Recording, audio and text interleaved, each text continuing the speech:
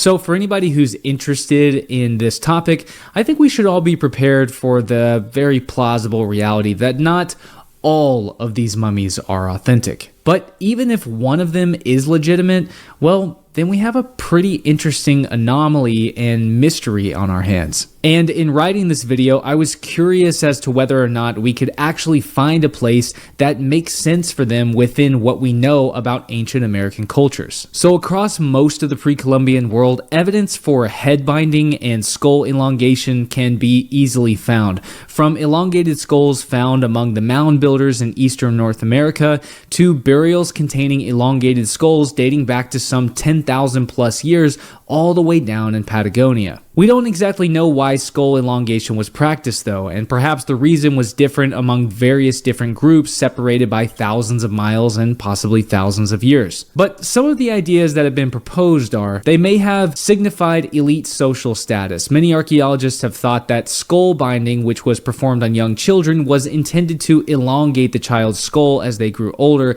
eventually serving as some kind of status symbol to differentiate themselves among the lesser classes.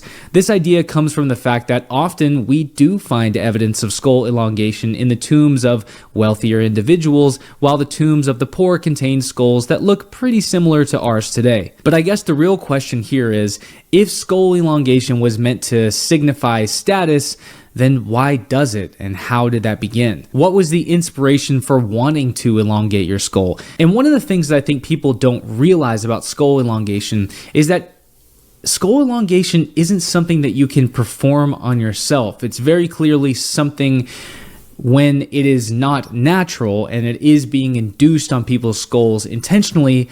It is something that an adult has to come up with and then force upon a child. So it's a very interesting thing, and I don't think people realize that, is that you cannot bind your own skull. You can only do it to a child who is growing. So what caused this? What could be so significant within the consciousness or the mind of an ancient person as to feel so compelled that your skull needs to be elongated that you then induce this upon your children? Why is that? What could possibly be the precipice for skull elongation? The second reason is that they may have been considered aesthetically appealing in the pre-Columbian world. However, I would chalk this up as a byproduct of the tradition and the clear emphasis on the importance of skull binding and elongation. If an elongated skull was the symbol of wealth, rulership, and something to be desired, then naturally it would probably start to become appealing aesthetically as well. Perhaps this is not so different from medieval men being attracted to fat women because it symbolized wealth and high status. And the third explanation is that skull elongation may have had a religious or spiritual significance.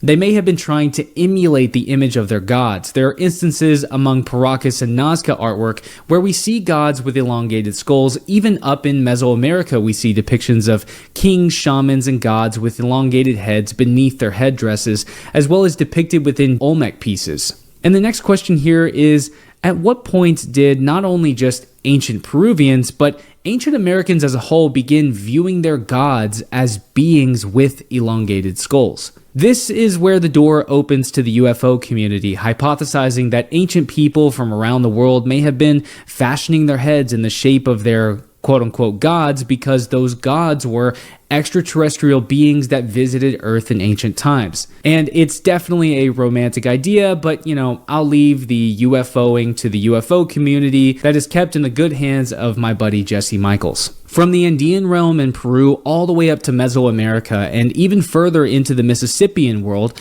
I've seen ancient skulls where what is called trepanation was practiced. Now, skull trepanation was an ancient surgical practice of deliberately cutting, scraping, and drilling into the skull. There are a number of different reasons why archaeologists believe this was done, whether it be for more vague reasons like spiritual or religious importance, or even medical reasons like relieving pressure within the skull or treating skull injuries. It's even thought that they may have known of methods to treat seizures, migraines, or even epilepsy. But the reality is, nobody knows why skull trepanation was practiced or the extent to which pre-Columbian civilizations were aware of their own human anatomy. My guess is they were were probably much more aware of how the human body operates than we give them credit for, and much more capable of performing complicated surgical procedures than we can possibly realize, especially given the fact that the patients that these procedures were performed on had a 50 to 80% survival rate. And this can be determined by looking at how the bone continued to heal after the procedure was performed. Almost every skull found shows signs that the patient lived for a very long time following the surgery, and even the skulls with no sign of healing, many of these are almost certainly test skulls for ancient doctors practicing to one day perform this procedure on live patients. So this reality of ancient pre-Columbian people performing very complicated surgeries and being extremely adept in the physical anatomy of the human body, as well as performing extremely complex and intricate and delicate surgeries on the skull, is well attested. But there's actually so much more evidence of ancient surgeries being performed around the ancient Americas. All throughout the Peruvian world, and especially at Machu Picchu, remains have been found with deliberately amputated limbs. Marks on the bones show the use of unusually sharp tools that could cut through tissue and even bone with remarkable ease and precision. We find evidence of complicated dental surgeries being performed among the Maya, the Aztecs, and Zapotecs in Mesoamerica, as well as evidence of dental surgeries taking place among the Paracas, Nazca, and Inca down in Peru. Among many of these procedures, we don't actually know the entirety of what tools were being used for such precise drilling and filing, but these ancient doctors must have been well educated and very well trained. We also have evidence of painkillers being used throughout these surgeries, such as cocoa leaves, fermented corn alcohol, datura, and many other medicinal plants. In fact, according to the Aztecs, there were well over 1,000 known medicinal plants in Mexico alone. We find evidence of soft tissue procedures carried out by the Wari and Inca Empire, who were inspired and built their civilization upon the shoulders of Peru's earlier cultures such as Chavin, Tiwanaku, the Nazca, and the Paracas. These procedures again required precisely and finely made surgical tools, along with an extensive knowledge of tissue anatomy. Again, evidence of these surgeries is found from Mesoamerica all the way down to South America. Among the Maya, ancient iconography and skeletal remains show signs of sutured wounds from warfare and ritualistic bloodletting, as well as sacrificial bodies that show signs of healed incisions made on soft tissues, suggesting a much more profound ability among ancient surgeons than we might traditionally expect.